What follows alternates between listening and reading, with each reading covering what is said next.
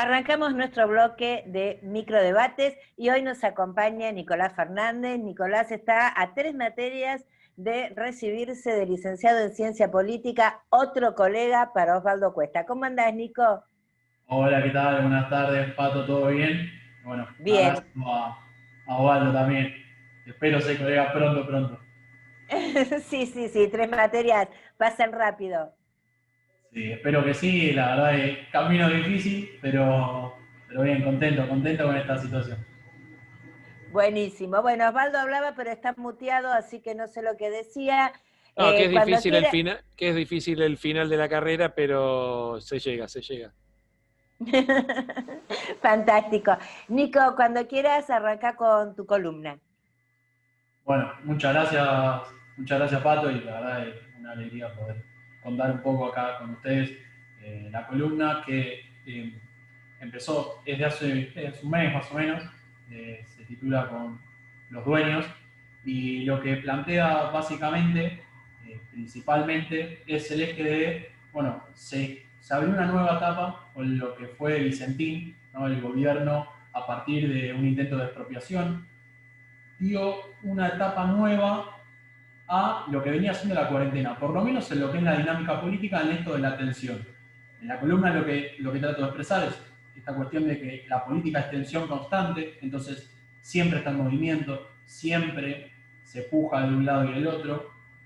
Y en este de un lado y del otro es justamente cuál es la discusión que abre Vicentín en términos no solamente de una empresa que tiene una deuda con el Estado, tomada a finales del macrismo, sino justamente cómo se comunicó esta Vicentín, este intento de expropiación, digamos, ¿no? Cómo se llega a la expropiación y cómo se lo pone de vuelta y cómo se lo trata de subir a la mesa del debate de vuelta al campo como un todo. Y volver a interiorizar y a replantear si el campo puede ser el campo nuevamente, si se puede realmente pensar de una repetición de hechos, si se repiten los actores, el gobierno de un lado, el campo del otro, y justamente cómo se sube a la mesa esta cuestión capaz de lo ambiental, capaz de discutir nuevos ejes dentro de la política, ¿no? De que tomen agenda política realmente, no como un hecho aislado o de un sector de la sociedad,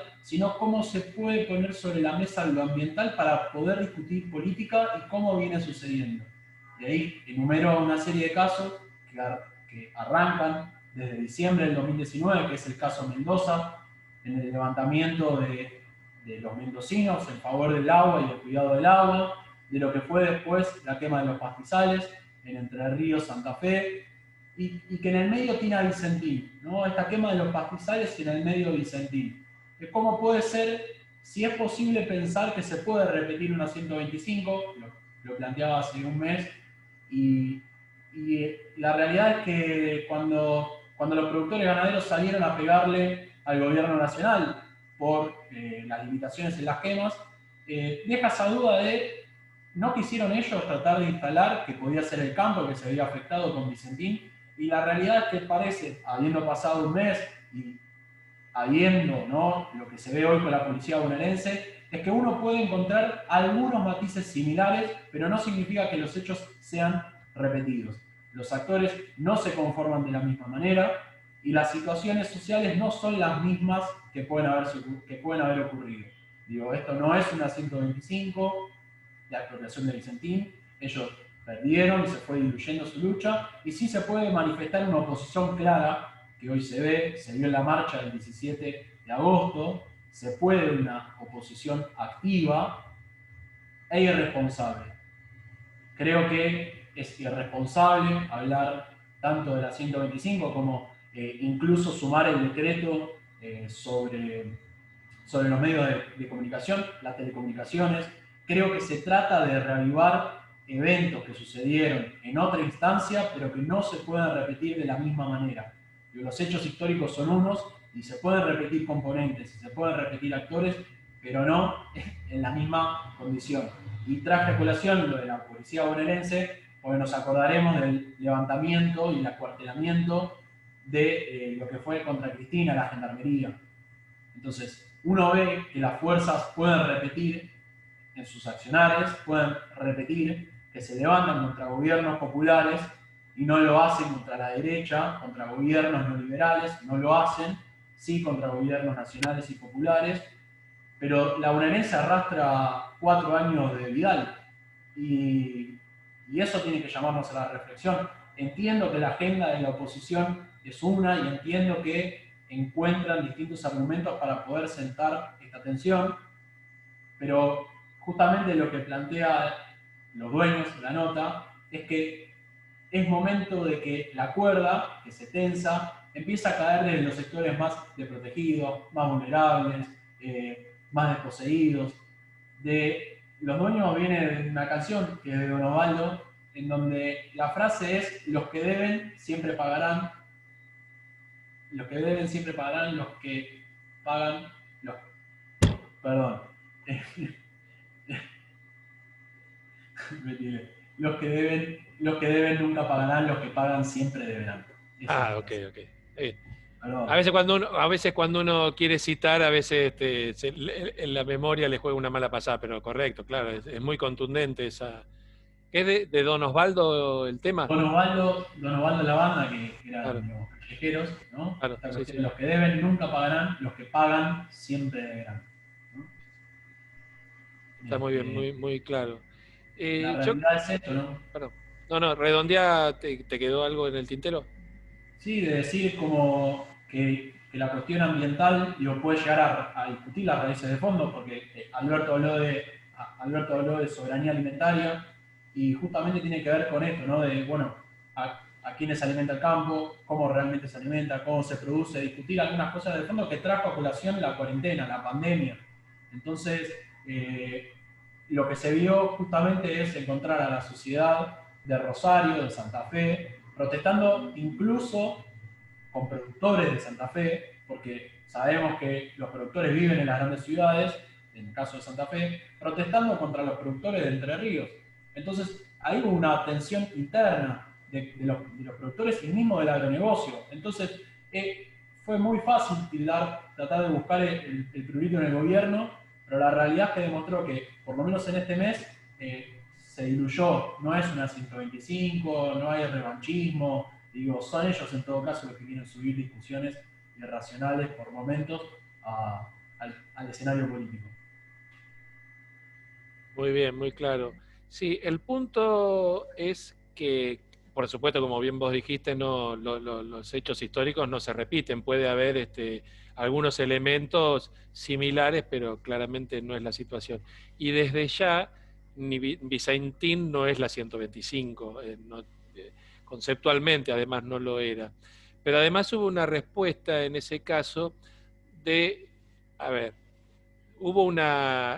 gobierno en aquel momento escaló el conflicto, digamos, ¿no? Cristina en aquel momento fue escalando porque había una disputa a la autoridad, digamos, entonces el conflicto fue escalando.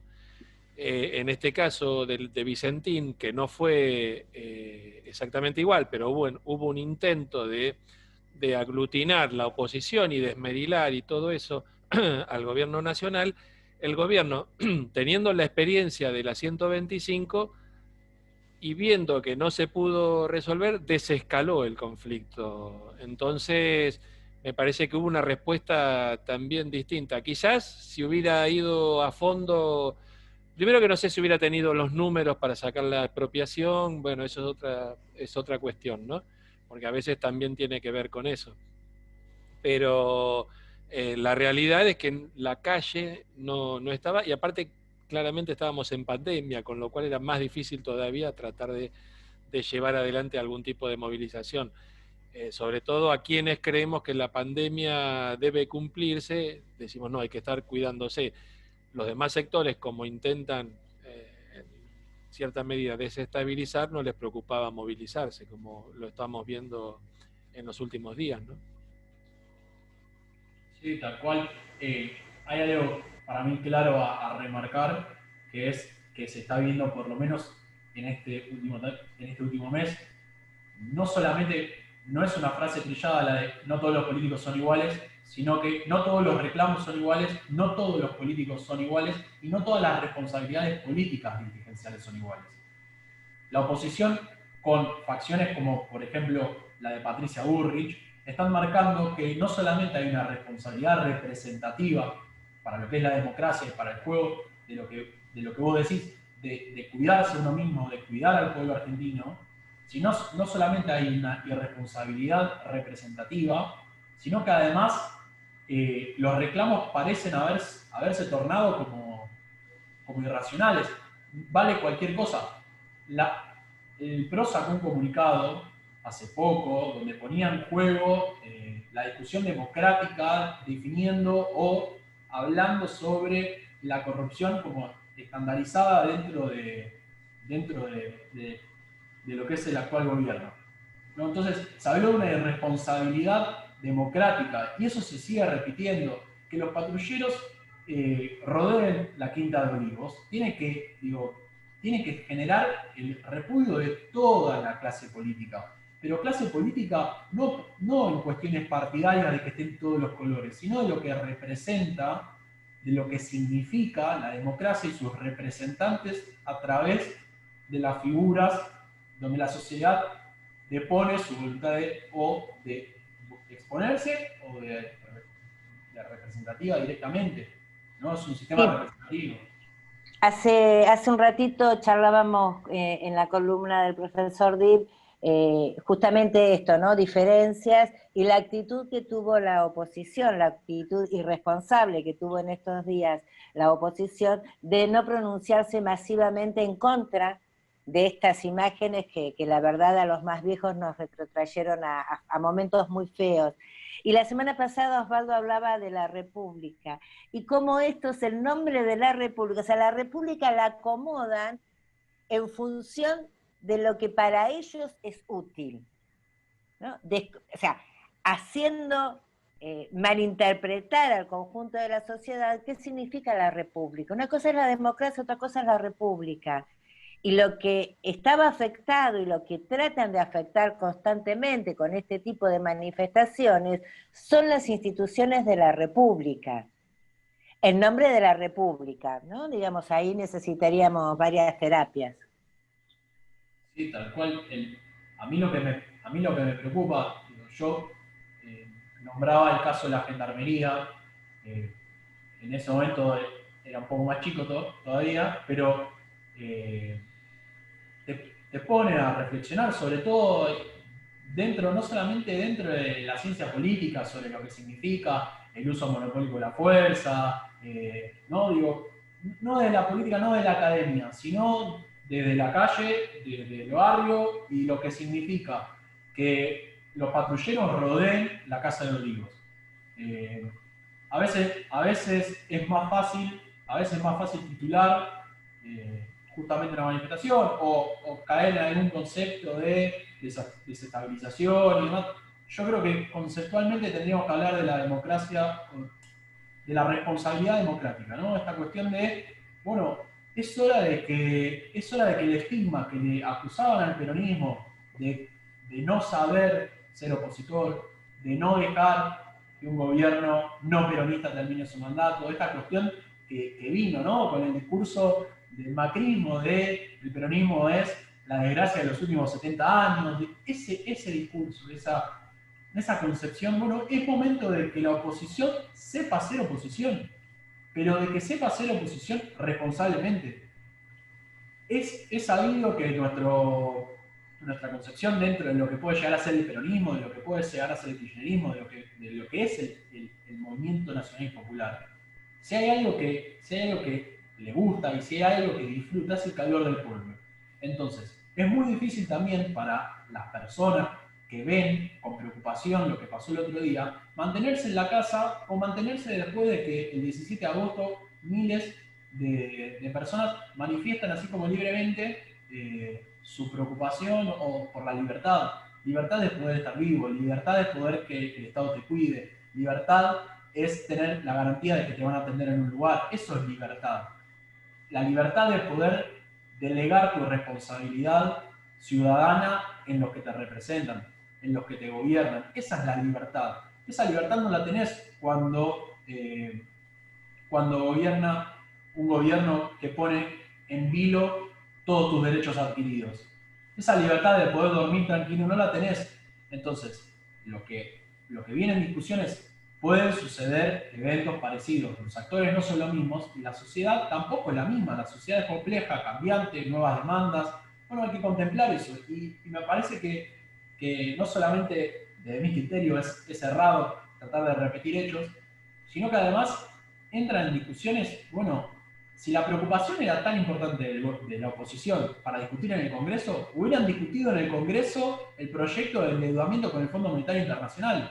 No pasó. Entonces, cuando hablen de democracia y de la responsabilidad democrática para con los ciudadanos y las ciudadanas, ¿no? Entonces, esa discusión de la república y del compromiso republicano se practica y se da el ejemplo y la ciudadanía delega a sus representantes sus derechos y sus posibilidades de manifestarse en este momento y en esta cuarentena, delegamos, todos y todas delegamos la posibilidad de manifestarnos. Entonces, lo podemos hacer de nuestra casa tranquilos, lo podemos hacer de nuestra casa con calma, pero imagínense lo que hubiera sido ayer si confluía en miles y miles de personas rodeando la Quinta de Olivos ante la policía de la bonaerense.